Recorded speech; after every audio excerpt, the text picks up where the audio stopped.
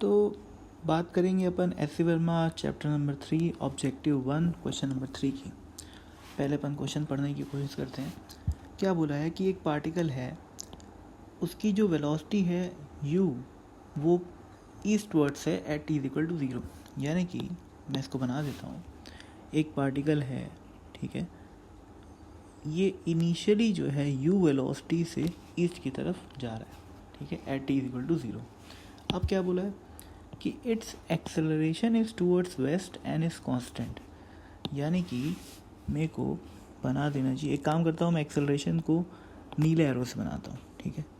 तो ये जो है अपना एक्सेलरेशन हो गया और कुछ है जिसकी वैल्यू कांस्टेंट है, ठीक है, ए मान लिया उसको, ठीक है। अब क्या बोला है कि let xa and x be the magnitude of the displacement in the first 10 seconds and the next 10 seconds, ठीक है। अब सोचो यार, दो टाइम की बात की गई, पहले 10 सेकेंड, उसके बाद अगले 10 सेकेंड, यानी सिर्फ 0 से लेकर 10 सेकेंड तक और 10 से लेकर 20 सेकेंड तक, ठीक है। अब बोला है कि इन दोनों टाइम इंटरवल में से कौन सा डिस्प्लेसमेंट बड़ा है, कौन सा छोटा है, क्या बराबर है या कोई और बात, ठीक है। तो एनालाइज करने की कोशिश करते हैं। मैं अलग अलग सिचुएशन की बात करते हैं। जैसे मान लीजिए इसकी इनिशियल वेलोसिटी बिल्कुल छोटी सी है, ठीक है। अगर इनिशियल वेलोसिटी छोटी सी और एक्सेलरेशन बहुत बड़ा है तो क्या होगा, ये कुछ गया और ऐसे आगे से मुड़ सकता है, ठीक है। एक्सेलरेशन बहुत ज़्यादा है तो क्या होगा, इस टाइप का सिनेरियो बनेगा। तो ये तो हो गया पहला सिनेरियो, ठीक है। दूसरा सिनेरियो क्या बन सकता है कि इसकी वेलोसिटी बहुत ज़्यादा नहीं है और ये आगे तक गया और यहाँ पर जब ये पहुँचा, यानी कि मैक्सिमम राइटवर्ड्स पोजीशन पे, तो इसकी वेलोसिटी 0 हो गया और घड़ी में टाइम हो गया 10 सेकेंड, ठीक है। तो ये यहाँ ऐसे वापस आ गया, ठीक है।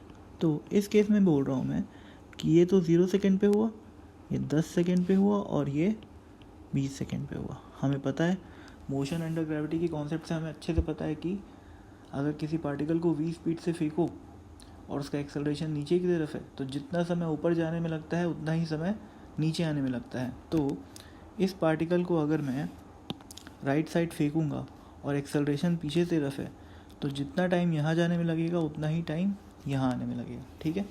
तो ये तो था दूसरा सिनेरियो, ठीक है।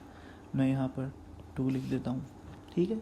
और पहले सिनेरियो में काम करते हैं अपन, इसको अज्यूम कर लेते हैं कि ये 0 सेकेंड है और लेट से ये 1 सेकेंड है।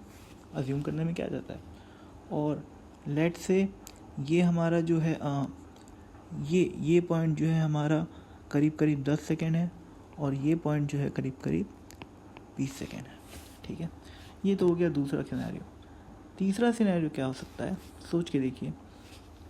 उसकी वेलोसिटी बहुत ज़्यादा है, उसकी इनिशियल वेलोसिटी बहुत ही ज़्यादा है और एक्सेलरेशन थोड़ा सा पीछे की तरफ है। तो क्या होगा, इस 3 को मैं यहाँ से हटाता हूँ ताकि स्पेस मिले। क्या होगा कि ये पार्टिकल जोर से आगे गया और आखिरी में हल्का सा बेंड हो गया, ठीक है। तो ये इस टाइप का कुछ सिनेरियो है। तो क्या होएगा, यहाँ पर 0 मान लेते हैं, यहाँ पर 10 मान लेते हैं, यहाँ पर कुछ 18 मान लेते हैं, यहाँ 19 मान लेते हैं, यहाँ 20 मान लेते हैं। देखिए ये जितने भी टाइम्स मैं अलॉट कर रहा हूँ ये बिल्कुल रैंडम है, पर इससे इतनी समझ में तो आ जाएगी कि what are the cases possible, ठीक है। तो ये तो हो गया 3 केस। एक केस और हो सकता है दोस्तों, क्या हो सकता है, अगले पेज में बनाता हूँ मैं, ठीक है। सोचो उसकी वेलोसिटी इतनी ज़्यादा है कि थोड़े बहुत एक्सेलरेशन से उसकी डायरेक्शन भी चेंज ना हो। तो 4th केस अपना कैसा बनेगा, वो जाते ही जाएगा। फ़र्क बस इतना पड़ेगा कि इनिशियली उसकी वेलोसिटी कुछ ज़्यादा रहेगी, बाद में कुछ कम रहेगी। तो ये 0, ये कुछ 10 मान लेते हैं, ये कुछ 12 मान लेते हैं और ये कुछ 20 मान लेते हैं। रैंडम है बिल्कुल, ठीक है। तो और कोई केस मुझे तो नहीं दिख रहा कि पॉसिबल है। अगर कोई पार्टिकल राइट साइड जा रहा है और उसका एक्सेलरेशन लेफ्ट की तरफ है, तो these are the 4 possible paths which the particle can trace. अब देखिए इन चारों केसेस में क्या क्या हो रहा है। फर्स्ट केस में शुरू के 10 सेकेंड में से कुछ सेकेंड तो जाके वापस आने में ख़राब हो गए, ठीक है। तो डिस्प्लेसमेंट शुरू के 3-4 सेकेंड में तो ज़ीरो ही हो गया। जो बचा कुचा टाइम है 7-8 सेकेंड का, उसमें वो कुछ डिस्प्लेसमेंट कवर कर रहा है। तो साफ सीधी बात है कि पहले 10 सेकेंड में डिस्प्लेसमेंट कम होगा और दूसरे 10 सेकेंड में ज़्यादा होगा, ठीक है। क्योंकि पहले 10 सेकेंड में वो एक बार टर्न ले रहा है, जबकि दूसरे 10 सेकेंड में वो लगातार क्या कर रहा है, एक्सेलरेट तो कर ही रहा है और साथ ही साथ यूनिडायरेक्शनल चल रहा है। तो साफ सीधी बात है कि XA is less than XB, ठीक है। सेकेंड केस में बात करते हैं, इसमें तो साफ है यार कि XA is greater than XA is equal to XB।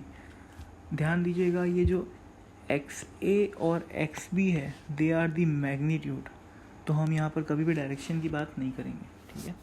अब तीसरे केस में साफ दिख रहा होगा, ये पहले केस का उल्टा है, ठीक है। यहाँ पर टाइम वेस्ट कब हो रहा है, आखिरी के 10 सेकेंड में।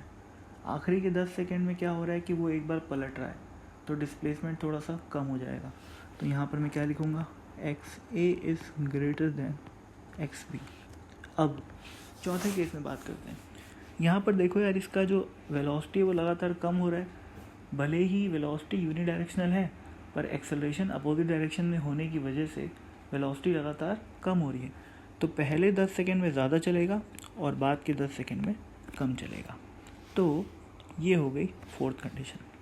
अब देखिए क्वेश्चन में जितनी चीज़ें दी हुई थी उससे हमने 4 केस बताया और चारों केसेस में आंसर जो है वो अलग अलग आया, ठीक है। चारों केस में से आंसर जो है अलग अलग आया। इसका मतलब हम लोग कुछ भी श्योर एंड शॉर्ट नहीं बोल सकते कि what is the relation between XA and XB. So the right answer is D. That is, the information is insufficient to decide the relation of XA and XB. So this was the solution. Thank you.